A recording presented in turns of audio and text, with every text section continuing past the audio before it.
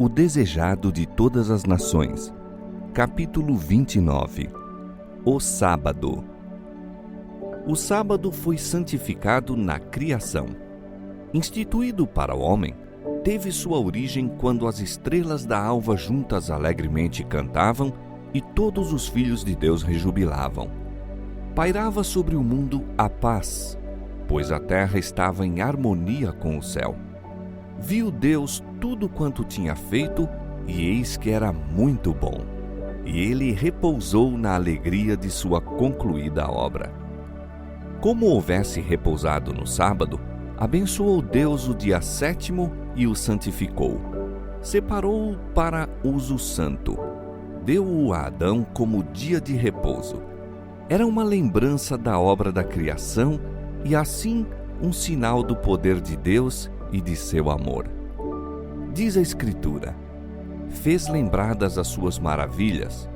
As coisas que estão criadas declaram as suas coisas invisíveis, desde a fundação do mundo, tanto o seu eterno poder como a sua divindade.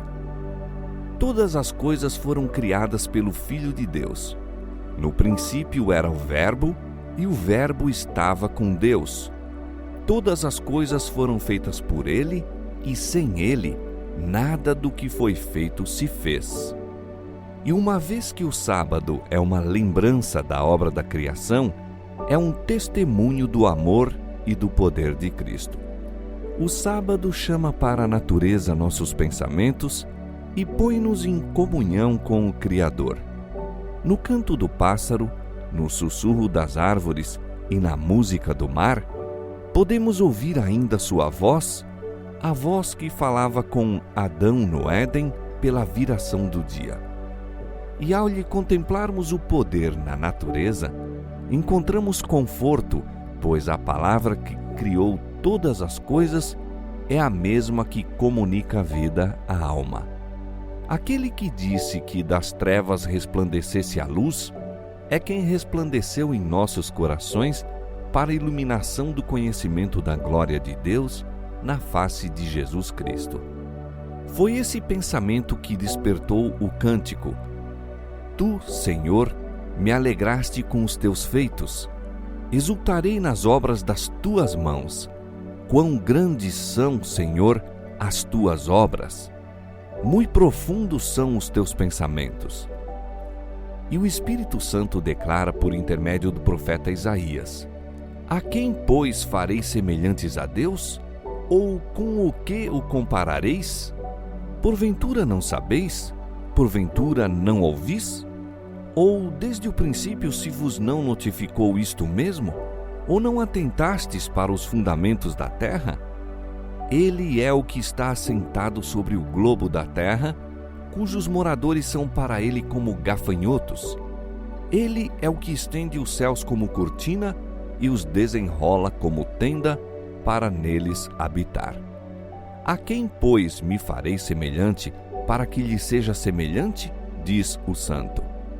Levantai ao alto vossos olhos e vede quem criou estas coisas, quem produz por conta o seu exército, quem a todas chama pelos seus nomes.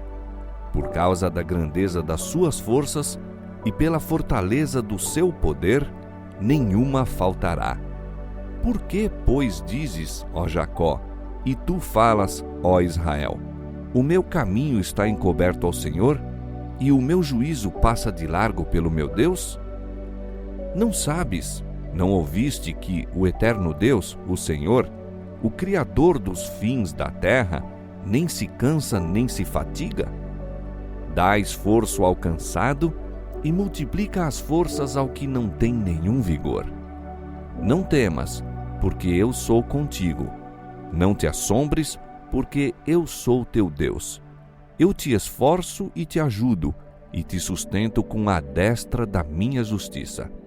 Olhai para mim e sereis salvos, vós todos os termos da terra, porque eu sou Deus e não há outro. Eis a mensagem escrita na natureza, e que o sábado se destina a conservar na memória. Quando o Senhor pediu a Israel que lhe santificasse os sábados, disse: servirão de sinal entre mim e vós, para que saibais que eu sou o Senhor vosso Deus. O sábado estava incluído na lei dada no Sinai, mas não foi então que primeiro se tornou conhecido como o dia de descanso. O povo de Israel tinha disso conhecimento antes de chegarem ao Sinai. No caminho para aí, o sábado era guardado. Quando alguns o profanaram, o Senhor os repreendeu, dizendo: até quando recusareis guardar os meus mandamentos e as minhas leis? O sábado não se destinava meramente a Israel, mas ao mundo. Fora tornado conhecido ao homem no Éden, e como os demais preceitos do Decálogo, é de imutável obrigatoriedade. Dessa lei, de que o quarto mandamento é uma parte, declara Cristo: até que o céu e a terra passem, nem um jota ou um tio se omitirá da lei, sem que tudo seja cumprido. Enquanto os céus e terra durarem, continuará o sábado como sinal do poder do Criador. E quando o Éden florescer novamente na terra, o santo e divino dia de repouso será honrado por todos debaixo do sol. Desde um sábado até ao outro, os habitantes da glorificada nova terra irão adorar perante mim, diz o Senhor. Nenhuma outra das instituições dadas aos judeus tendia a distingui-los tão completamente das nações circunvizinhas como o sábado. Era a intenção do Senhor que sua observância os designasse como adoradores seus. Seria um sinal de sua separação da idolatria e ligação com o verdadeiro Deus. Mas a fim de santificar o sábado, os homens precisam ser eles próprios santos. Devem, pela fé, tornar-se participantes da justiça de Cristo. Quando foi dado a Israel o mandamento: lembra-te do dia do sábado para o santificar, o Senhor lhes disse também: e ser-me-eis homens santos. Só assim poderia o sábado distinguir Israel como os adoradores de Deus. Ao se apartarem os judeus do Senhor e deixarem de tornar a justiça de Cristo sua pela fé, o sábado perdeu para eles sua significação. Satanás estava procurando exaltar-se e afastar os homens de Cristo e trabalhou para perverter o sábado, pois é o sinal do poder de Cristo. Os guias judaicos cumpriram a vontade de Satanás, rodeando o divino dia de repouso de enfadonhas exigências.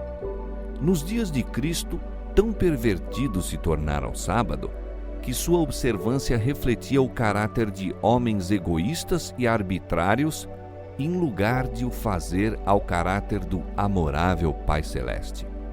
Virtualmente, os rabis representavam a Deus como dando leis que os homens não podiam obedecer.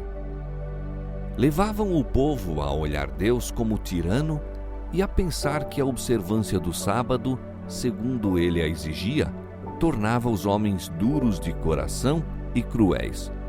Competia a Cristo a obra de esclarecer essas mal entendidas concepções.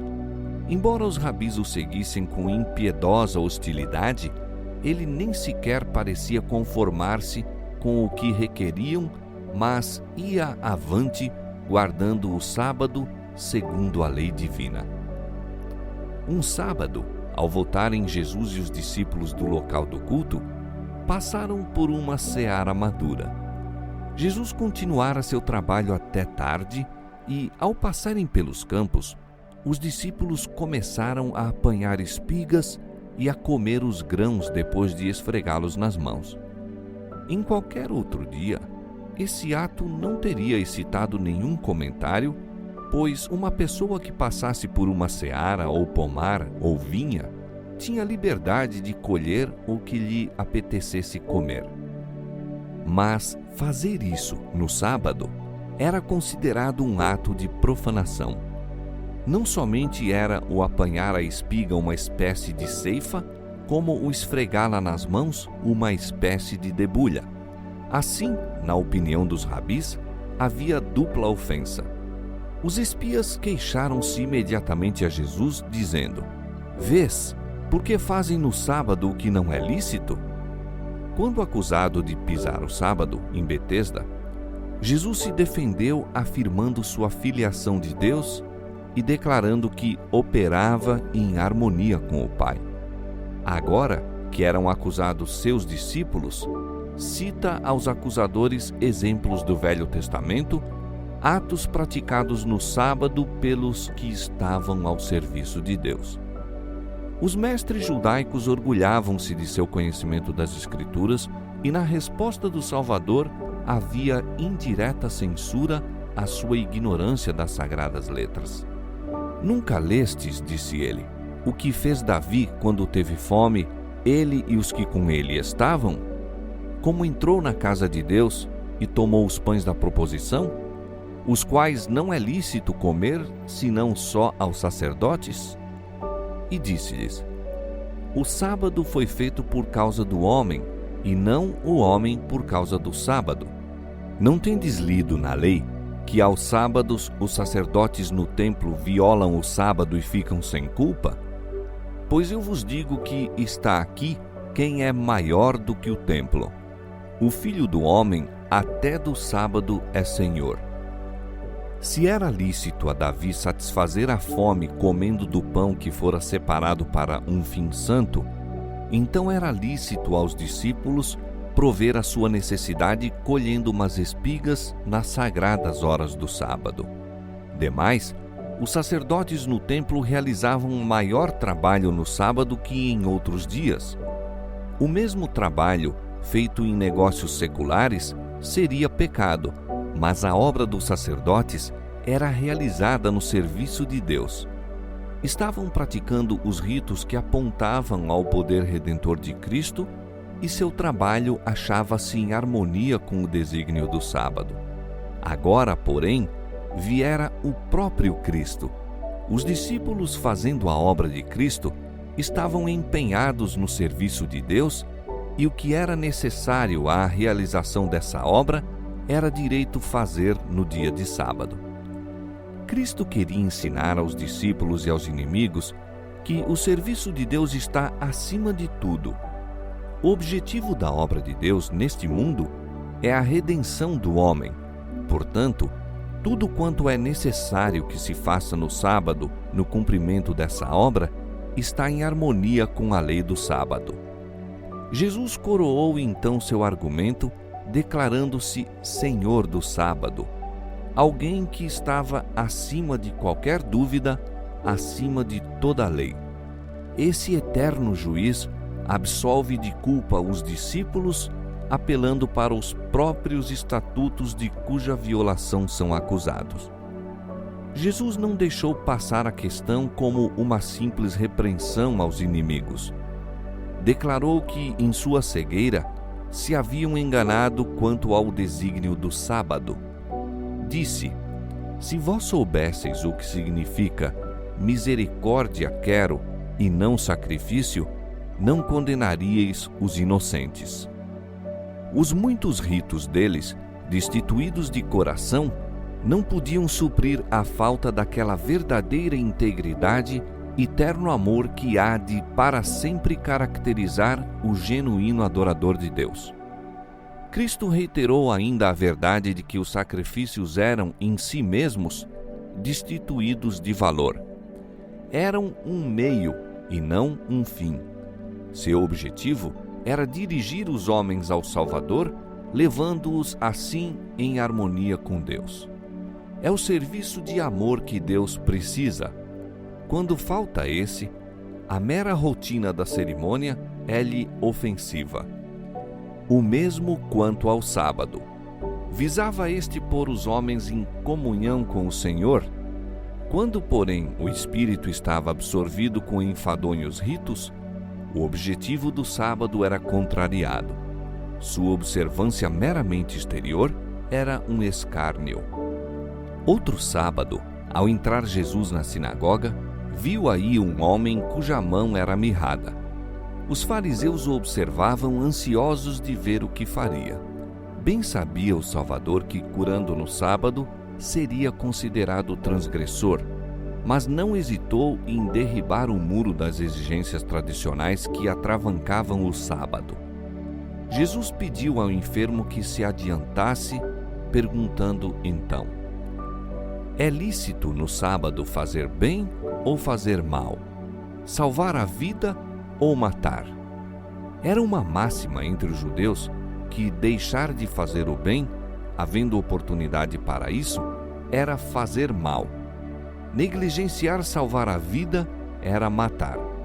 Assim Jesus os atacou com suas próprias armas, e eles calaram-se. E olhando para eles em redor com indignação, condoendo-se da dureza do seu coração, disse ao homem: estende a tua mão. E ele a estendeu, e foi-lhe restituída a sua mão, sã como a outra. Quando interrogado: é lícito curar no sábado? Jesus respondeu: qual dentre vós será o homem que, tendo uma ovelha, se num sábado cair numa cova, não lançar a mão dela e a levantará? Pois quanto mais vale um homem do que uma ovelha? É, por consequência, lícito fazer bem nos sábados. Os espias não ousaram responder a Jesus em presença da multidão, por temor de se envolverem em dificuldades. Sabiam que ele dissera a verdade. De preferência a violar suas tradições, deixariam um homem sofrer, ao passo que socorreriam um animal por causa do prejuízo para o possuidor, caso fosse o mesmo negligenciado. Assim, maior era o cuidado que manifestavam por um animal que por um homem criado à imagem divina. Isso ilustra a operação de todas as religiões falsas. Criam no homem o desejo de se exaltar acima de Deus, mas o resultado é degradá-lo abaixo do animal. Toda religião que combate a soberania de Deus despoja o homem da glória que lhe pertencia na criação e lhe deve ser restituído em Cristo. Toda religião falsa ensina seus adeptos a serem descuidosos para com as necessidades, sofrimentos e direitos humanos. O Evangelho dá alto valor à humanidade como resgate do sangue de Cristo e ensina uma terna solicitude pelas necessidades e misérias do homem. O Senhor diz: farei que um homem seja mais precioso do que o ouro puro e mais raro do que o ouro fino de Ofir. Quando Jesus se voltou para os fariseus com a pergunta se era lícito no dia de sábado fazer bem ou mal, salvar ou matar, pôs-lhes diante os próprios maus desígnios deles. Estavam lhe dando caça à vida com ódio acerbo, ao passo que ele salvava a vida e trazia felicidade às multidões. Seria melhor matar no sábado, como estavam planejando, do que curar o aflito como fizera ele? Seria mais justo ter o homicídio no coração durante o santo dia de Deus que amor para com todos os homens, amor que se exprime em atos de misericórdia?